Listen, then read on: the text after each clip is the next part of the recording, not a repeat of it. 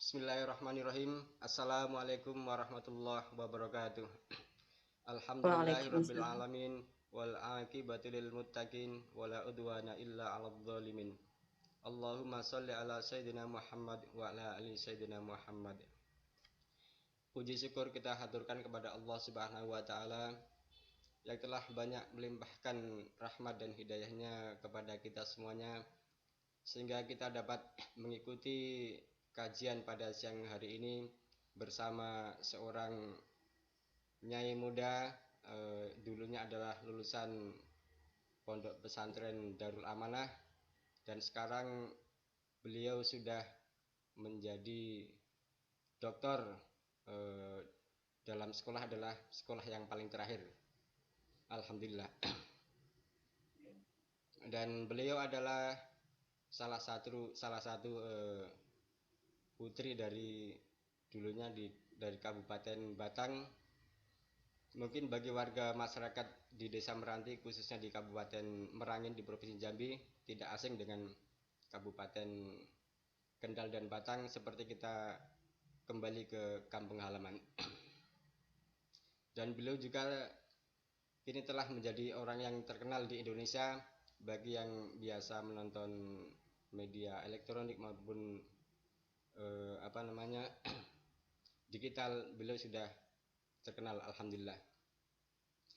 Kemudian selawat serta salam semoga selalu tercurahkan kepada junjungan kita baginda Nabi besar Muhammad Sallallahu Alaihi Wasallam. Semoga kita termasuk umatnya besoknya yang akan mendapat syafaatnya di yaumil akhirah. Amin amin ya rabbal alamin. Baik para pemirsa yang dirahmati Allah Subhanahu wa taala, di sini kami mengadakan bincang virtual, artinya kita berbicara santai. Kami yang di sini yang berada di Pulau Sumatera, yang dulu awal-awalnya adalah nenek moyang kita adalah orang Jawa, orang Kendal, orang Batang, dan saya sendiri kebetulan blasteran antara Batang dan Kendal. Dan hijrah di Pulau Sumatera, khususnya di Provinsi Jambi, dan lahir di Provinsi Jambi. Jadi mungkin termasuk putra Jawa kelahiran Sumatera. Nah, di sini kami mengadakan bincang ini tidak lain karena saya sendiri terutama mengikuti fenomena apalagi yang terjadi akhir-akhir ini, bahwasanya pendidikan anak-anak kita apalagi pada masa pandemi ini jauh, artinya pendidikan mereka sangat jauh dari tahun-tahun sebelumnya, baik dari segi moral maupun segi akademik, menurun jauh. Dan itu juga setelah saya bincang-bincang dengan para dewan guru dan lain sebagainya, itu adalah salah satu dampak dari belajar yang tanpa tatap muka, belajar daring dan belajar luring. Jadinya dengan belajar tanpa tatap muka dengan guru sangat berpengaruh kekurangannya. Kemudian di sini kami dari Lingkar Pandang mencoba untuk istilahnya menggali ilmu dari rekan saya, mungkin adik kelas saya dulu yang di Darul Amanah, sekarang ya yang sudah menjadi orang terkenal, menjadi daiyah, menjadi selebritis ya.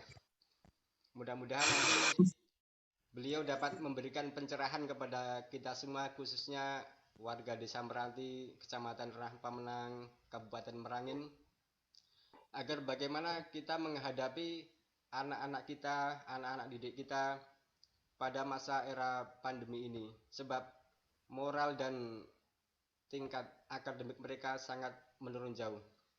Padahal pada kami melihat kelulusan 1 tahun atau 2 tahun belakangan ini banyak sekali anak-anak yang misalnya lulus SD, mereka berminat masuk ke pesantren.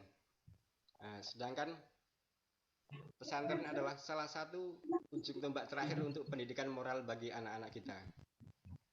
Nah, yang di sini yang jadi permasalahan adalah ketika banyak anak tadi yang pengen pesantren, tetapi ada yang 1 minggu atau 2 minggu, belum sebulan mereka pulang ke rumah, tidak kelasan. Nah itu nanti mungkin bagaimana salah satu solusi dari beliau Hajah Nyai Inaratul Ain untuk memberikan tips agar anak-anak bisa kelasan di pondok, dan intinya bahwasanya anak-anak bisa kembali mau mengaji, sebab di desa kita ketika kita mengadakan atau membina suatu madrasah rame di awal, tetapi setelah tahun-tahun berikutnya pada menurun. Apakah mungkin karena itu tidak sinkron dengan pendidikan dari Dignas, sehingga madrasah-madrasah yang sore yang berjalan itu kadang seperti mati suri. Nah, kemudian cukup sekian dulu pembukaan dari kami. Kemudian kepada beliau Ustadzah Hajah Inaratul Ain, waktu kami persilakan kepada beliau. Monggo Ustadzah. Baik, terima kasih. Assalamualaikum warahmatullahi wabarakatuh. Waalaikumsalam warahmatullahi wabarakatuh. A'udzu billahi minasyaitonir rajim. Bismillahirrahmanirrahim. Alhamdulillahi rabbil alamin. Wa bihi nasta'inu ala umurid dunya waddin. Wassalatu wassalamu ala asyrafil anbiya'i wal mursalin wa ala alihi wa sahbihi ajma'in, amma ba'd. Para sahabatku yang dirahmati oleh Allah, masyarakat di seluruh Indonesia, khususnya masyarakat Kabupaten Kendal, masyarakat Kabupaten Batang, dan juga masyarakat Kabupaten Kendal dan Kabupaten Batang yang ada di Kabupaten Merangin, Sumatera ya. Wabil khusus Ustadz Ahmad Sajapri ini sebagai founder of Lingkar Pandang yang kami muliakan dan semoga selalu istiqomah dalam perjuangan beliau. Alhamdulillah wa syukurillah ala kulli ni'mati minallah, di mana pada kesempatan kali ini di dalam kondisi yang serba tidak menentu, seluruh manusia mungkin ada di dalam kegelisahan yang sama atas musibah yang sedang melanda di Indonesia dan bahkan dunia. Kita semua sedang menghadapi badai besar yang kita sebut dengan badai corona, yang melanda bertubi-tubi dari berbagai sisi, baik itu sisi ekonomi, kesehatan, pendidikan, budaya, dan lain sebagainya. Namun di dalam hantaman badai itu tidak membuat kita kemudian lengah dan menyerah. Kita harus tetap waspada bahwa di dalam kehidupan ini sudah ada skenario besar yang telah dirancang oleh Allah Subhanahu wa Ta'ala, di mana kehadiran corona ini bukanlah sesuatu yang sia-sia, pasti memiliki hikmah yang luar biasa. Sehingga di dalam kondisi apapun, kita sebagai manusia patut untuk tetap bersyukur kepada Allah Subhanahu wa Ta'ala dengan seluruh kondisi yang ada. Dengan syukur, alhamdulillahirabbil alamin.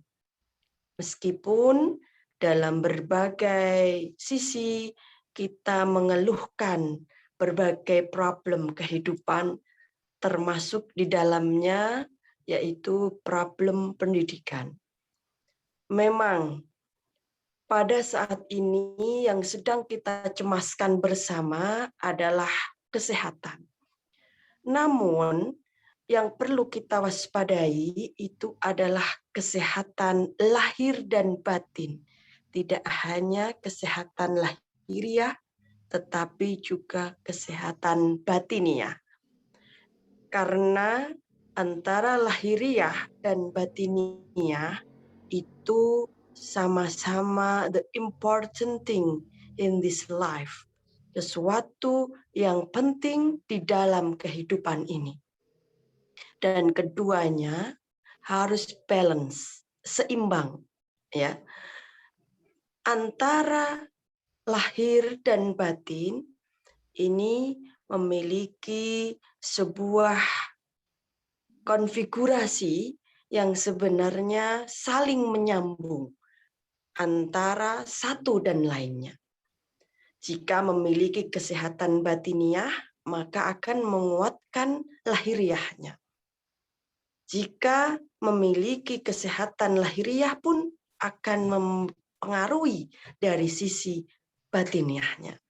Contoh, ketika seseorang batinnya bahagia, maka imun tubuhnya akan menjadi bagus dan menjadikan lahiriahnya sehat. Begitu juga ketika memiliki kesehatan lahiriah yang bagus, itu pun sebaliknya akan memiliki batiniah yang lebih stabil. Maka keduanya ini perlu dijaga, terutama dapat dijaga dari sisi pendidikan yang seimbang. Pendidikan yang kita maksud bukan hanya secara lahiriah, meskipun yang sekarang sedang kita keluhkan adalah proses pembelajaran digital learning. Namun, ini memiliki keutamaan dan kekurangan yang pastinya tidak jauh berbeda dengan ketika bertatap muka yang memiliki sisi positif dan juga sisi negatif. Karena segala sesuatu di dunia ini memiliki dua sisi, tergantung dari bagaimana cara kita memanfaatkan peluang yang ada dan menghadapi hambatan yang menghadang. Nah, ngomong-ngomong mengenai pendidikan digital learning yang saat ini sedang digemakan oleh seluruh dunia atas perkembangan teknologi, yaitu 4.0 yang menuju kepada 5.0. Ini sebuah kemajuan teknologi yang memang sudah tidak bisa dibendung lagi, dan corona ini menjadi sebuah dorongan yang luar biasa dalam pengembangan teknologi itu sendiri.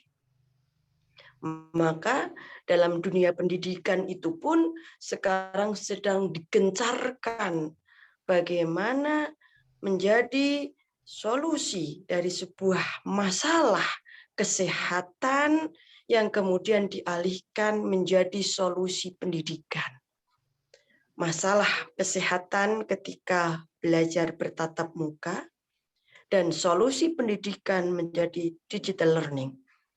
Namun perlu diwaspadai para sahabatku semua bahwa digital learning ini pun memiliki manfaat yang luar biasa, terutama dalam partisipasi pada orang tua, kemudian guru, dan juga para siswa itu sendiri yang memungkinkan ketiganya untuk lebih kompak dan bersatu dalam memajukan pendidikan di dalam kerangka yang lebih baru. Di dalam digital learning, semuanya memiliki partisipasi yang sama. Tidak boleh tumpang tindih. Artinya apa? Yang selama ini mungkin para orang tua hanya memasrahkan anaknya kepada sebuah yayasan pendidikan atau sebuah sekolahan, dan para orang tua yang mungkin hanya terima beres atas pendidikan tersebut, sekarang harus mulai ikut berpusing ria. Dalam arti harus kembali kepada fitrah, kembali kepada amanah yang sesungguhnya, bahwa anak adalah amanah dari orang tua itu sendiri. Maka kewajiban daripada orang tua untuk mendidik anak kembali kepada dirinya. Tidak kemudian kita berpasrah, berpangku tangan kepada orang lain atau yayasan pendidikan. Namun masih banyak sekali problem-problem di mana orang tua tidak sanggup atau merasa kurang pandai untuk mendidik anaknya. Karena memang PR-PR daripada pendidikan itu sangat besar sekali. Sistem pendidikan banyak sekali yang masih dipertanyakan. Maka di sini kita akan belajar bagaimana kesiapan batiniah orang tua di dalam menyerahkan tanggung jawabnya kepada yayasan pendidikan dan kemudian kesiapan guru dalam mendidik murid atau amanah yang diberikan orang tua dan juga kesiapan seorang anak didik untuk sama-sama belajar bersatu dalam memajukan pendidikan. Dan pendidikan itu tidak hanya sebatas yang kita tahu dalam ranah sekolahan atau dalam ranah ilmu pengetahuan intelektual. Perlu kita ingat, mungkin ini adalah sebuah pelajaran hikmah di dalam Al-Quran yang sudah turun berabad-abad tahun lamanya, namun masih sangat cocok dengan konteks saat ini, yaitu bagaimana Luqman di dalam Al-Quran mendidik putranya. Lebih detail kita belajar di dalam surat Luqman ayat 12 sampai 19. Di situ bisa dibaca ayatnya, dipelajari tafsirnya dari berbagai macam tafsir, maka di situ kita akan menemukan kerangka pendidikan yang bisa diaplikasikan dalam seluruh konteks. Namun saya ingin memberikan headline daripada ayat 12 sampai 19 surat Luqman tersebut. Bahwa pendidikan itu mencakup 3 kategori, yaitu pendidikan akidah, pendidikan syariat, dan kemudian pendidikan akhlak. Yang ketiganya ini, ketiga bentuk pendidikan ini tidak boleh diabaikan salah satunya. Baik itu diabaikan oleh orang tua, ataupun guru, ataupun murid itu sendiri. Di mana 3 komponen tersebut. Yang pertama, yaitu pendidikan akidah, yang sudah harus mulai ditanamkan sejak dalam kandungan. Yaitu ketika di dalam kandungan, orang tua mampu untuk mengajarkan pendidikan akidah.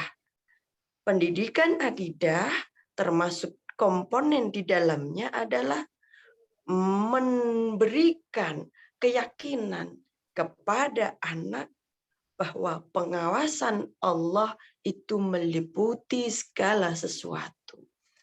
Dan juga mengajarkan kepada anak untuk bersyukur kepada Allah Subhanahu wa Ta'ala dan juga kepada orang tua.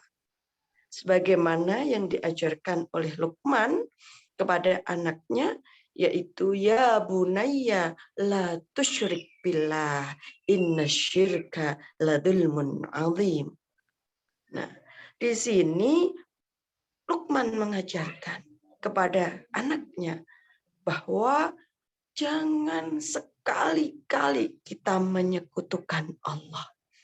Karena sesungguhnya menurut Ibnu Katsir di dalam tafsirnya, tafsir Al-Quranul Karim, mengartikan bahwa perbuatan syirik itu adalah perbuatan menganiaya diri sendiri yang paling besar.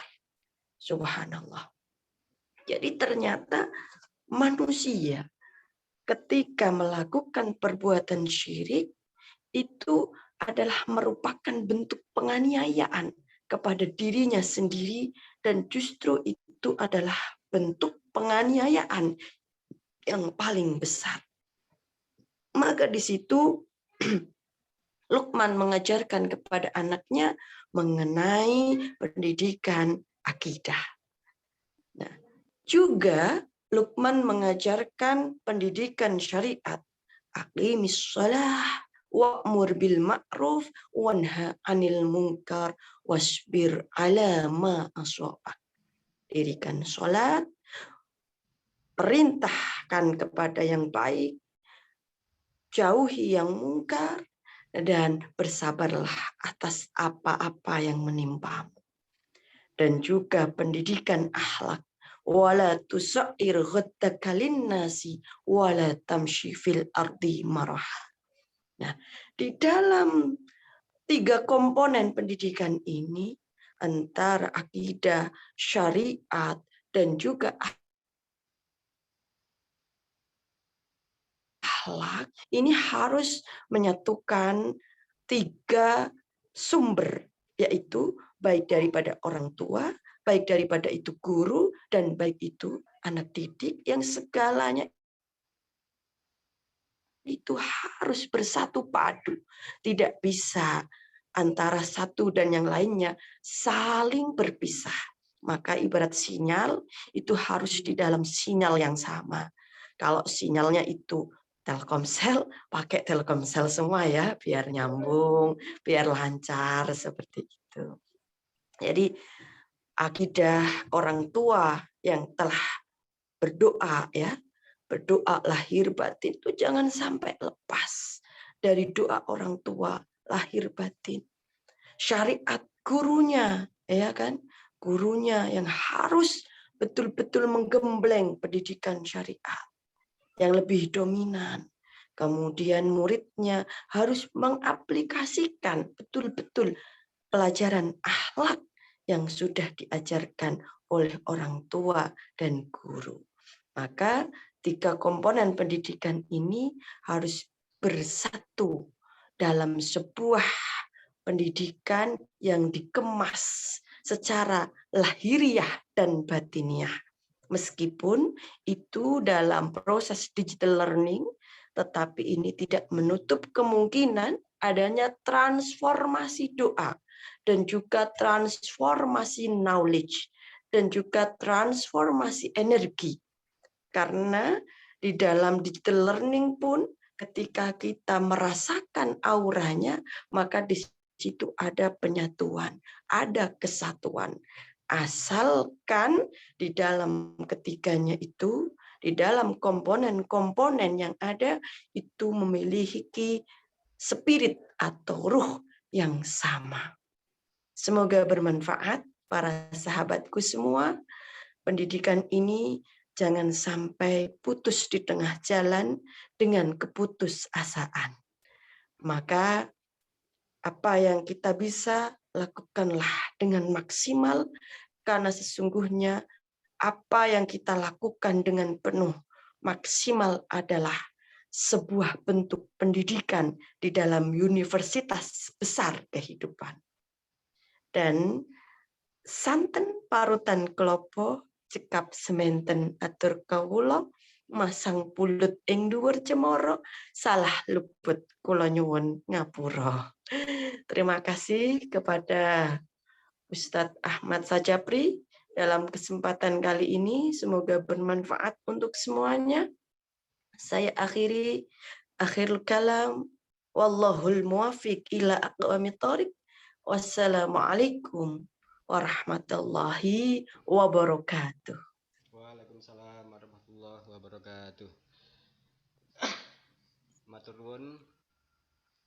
Demikianlah tadi sekilas materi yang disampaikan oleh Al-Mukarramah Nyai Hajah Dr. Inaratul Ain yang telah memberikan kita pencerahan panjang lebar tentang kewajiban, baik dari kewajiban orang tua maupun guru di dalam memberikan pendidikan kepada anak-anak kita. Yang tadi telah disampaikan yaitu ada beberapa konsep, baik itu yang diambil dari kitab suci Al-Quran. Baiklah, tadi di awal saya sudah menyampaikan bahwa saya ada beberapa pertanyaan, tetapi mungkin pertanyaan saya tadi akan saya simpan untuk pertemuan berikutnya.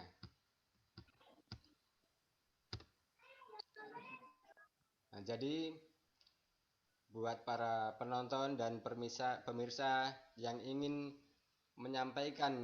memberikan pertanyaan kepada narasumber kita, Ibu Nyai Hajah Inaratul Ain, dapat memberikan pertanyaan kepada kami dan nanti kami sampaikan kepada beliau yang berkompeten untuk memberikan jawabannya. Sebab dari kami tidak hanya sampai di sini saja perjumpaan kami masyarakat Kabupaten Kendal dan Batang yang ada di Meranti, tetapi akan berkelanjutan pada tahap-tahap berikutnya. Nah, biar penasaran, kita tutup dulu sesi ini dan kita akan berjumpa kembali pada pertemuan berikutnya. Dan kami akhiri, mudah-mudahan pertemuan pertama ini bermanfaat.